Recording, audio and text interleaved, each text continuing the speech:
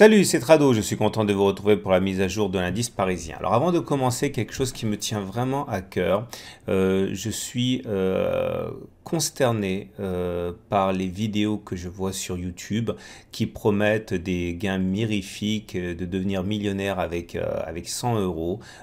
Ces formateurs de pacotille, ces escrocs, hein, font énormément de mal à l'analyse technique, énormément de mal au trading en promettant et en arnaquant les nouveaux, et ils arrivent à le faire d'autant plus facilement que lorsqu'il y a des, euh, des requêtes faites sur YouTube, par exemple le trading, eh bien ces vidéos, leurs vidéos, parce qu'ils payent pour ça, ils ont un budget YouTube, arrivent en haut de suggestions. Ce qui leur permet donc de sévir impunément. Alors que, par exemple, hein, les formateurs les plus sérieux qui évidemment n'ont pas besoin, on va dire, hein, de mettre de l'argent dans des campagnes de pub, eh bien, sont complètement invisibles, hein, sur YouTube. Donc il y a une façon de contrecarrer ça. Et si vous voulez m'aider, eh bien forcément vous pouvez le faire.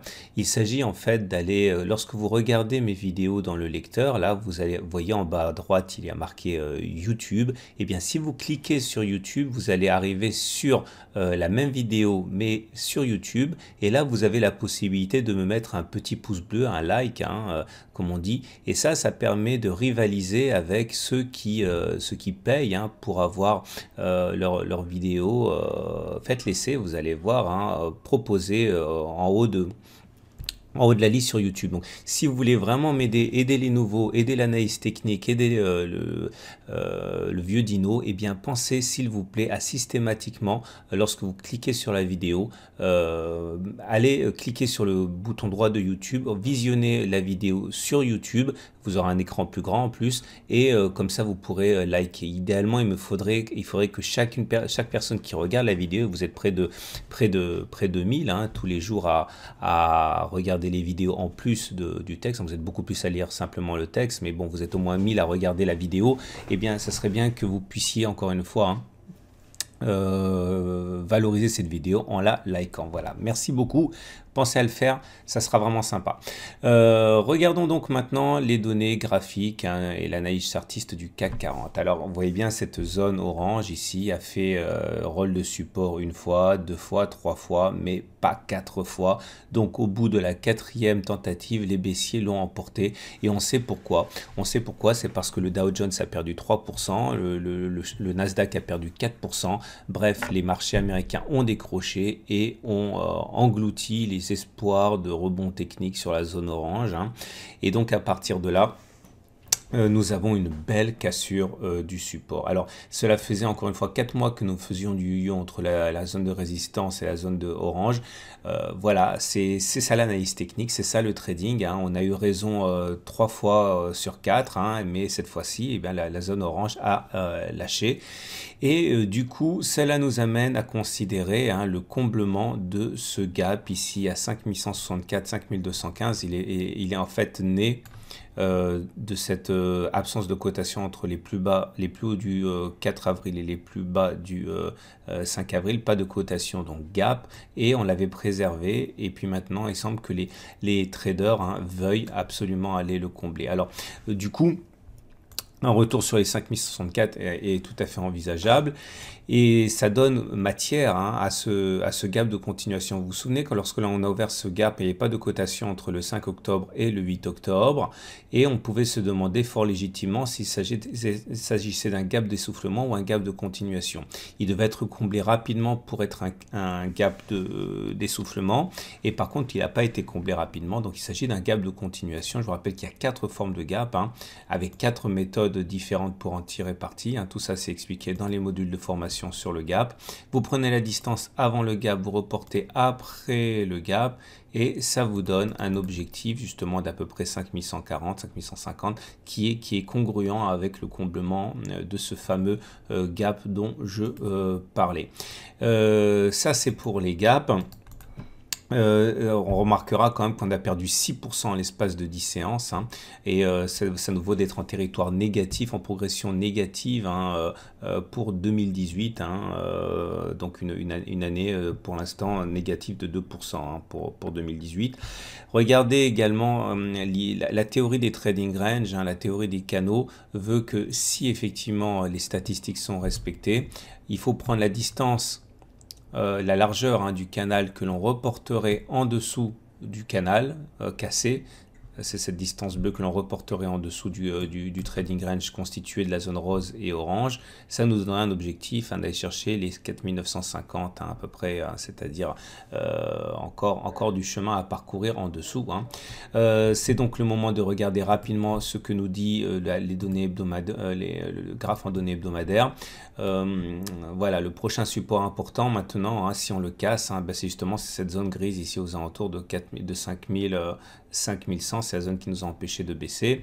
Et en données mensuelles, ça correspondrait également, hein, les 5000 non, si on devait casser, aller plus bas, pardon, que les 5000, le prochain support serait sur le canal rouge ici, hein. Donc on suivra ça de près. Pour mes investissements de moyen et long terme, regardez les données hebdomadaires, les graphes en données hebdomadaires, tout est expliqué. Donc revenons à notre graphe du CAC 40. Regardez le chandelier japonais du jour, il est extrêmement vilain. C'est pas un marubozu parce que les puristes aiment qu'il n'y ait pas de mèche, hein, et il y a une petite mèche, mais l'idée c'est quand même que l'on termine en ayant cassé des supports quasiment sur les plus bas. Donc il y a peu de chances pour que l'on ne fasse pas des nouveaux plus bas avec une bougie comme ça, hein. Et en tout cas, on termine dans le tiers baissier, ce qui montre le pessimisme. Et encore, hein, la bougie a clôturé à un moment où le Nasdaq n'avait pas encore perdu 4%. Voilà, regardons maintenant les indicateurs techniques. Alors la première des choses à remarquer au niveau des indicateurs techniques, c'est que la bougie nous a fait sortir de la zone de support, on a suffisamment parlé, et que la tendance maintenant est baissière au regard de la M20 puisqu'on est en dessous d'une M20 qui descend. Alors c'est différent des dernières fois, puisque les dernières fois on avait préservé les zones de support, donc on pouvait toujours se dire que c'était pas significatif. Par contre, le fait maintenant qu'on ait cassé la zone de support donne de la matière à cette M20 décroissante, et il y a fort à parier du coup que le prochain rebond qu'il y aura ne soit qu'un rebond technique, hein, statistique. D'ailleurs, on a également eu un croisement M7-M20. Vous savez très bien que lorsqu'on a un croisement M7-M20 de type faible, j'explique tout ça dans le module de formation sur les moyennes mobiles, eh bien, la loi du retour à la M20 risque de se produire. Alors elle va forcément se produire le retour à la M20, mais elle ne va pas se faire de manière aussi rapide et que précédemment, parce qu'une fois on a cassé un support, hein.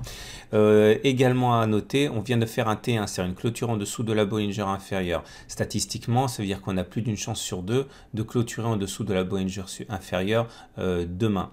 Ok, ce sont que des éléments comme ça, des setups que je vous donne et qui, j'espère, vous servent parce que c'est le fruit de près de 20 ans d'analyse technique et de trading, hein. Donc retenez bien tous ces trucs-là qui peuvent vous faire gagner quand même du temps.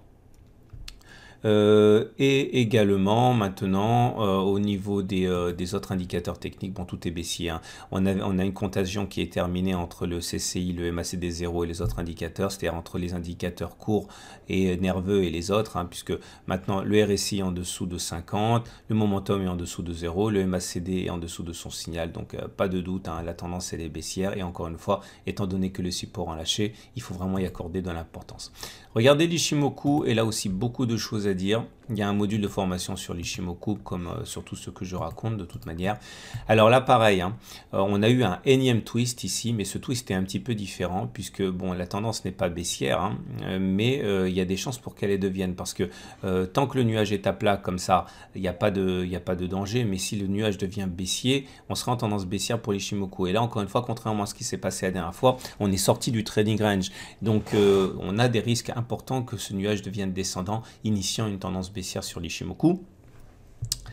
Et du coup également, non, ben ça c'est dit, ben voilà, c'est terminé. On va regarder les données horaires. Ah non, j'ai oublié, voilà. Regardez, il y a un signal baissier important ici. Il y a un croisement Tenkan-Kijun, la Tenkan qui croise la Kijun dans le sens de la baisse. À un moment où on sort du trading range, c'est dangereux. Ok, ça aussi j'en parle dans mon modèle Ishimoku, hein. Dans mon module Ishimoku. Voilà, c'est terminé. On regarde les données horaires, comme d'habitude pour les traders. Donc voilà la matrice de trading pour jeudi, hein. Là, c'est l'énorme support, hein, qui va être visé de par son comblement, hein, par les traders. Donc toute la zone des 5143, 5208, on n'a rien. C'est un vide sidéral parce que c'est justement le gap que les traders vont viser. En dessous de 5143, accélération jusqu'à 5098. Attention, hein, n'importe où dans ce gap là, le rebond peut avoir lieu tout simplement sur une news ou n'importe quoi. On n'a pas de repère sur cette zone béante. Voilà. J'insiste une dernière fois, excusez-moi d'insister une dernière fois. Donc voilà, si vous avez aimé, pensez à liker systématiquement la vidéo, hein. C'est bien pour moi, c'est bien pour l'analyse technique et c'est pas bien pour les escrocs. Voilà, à demain pour la mise à jour.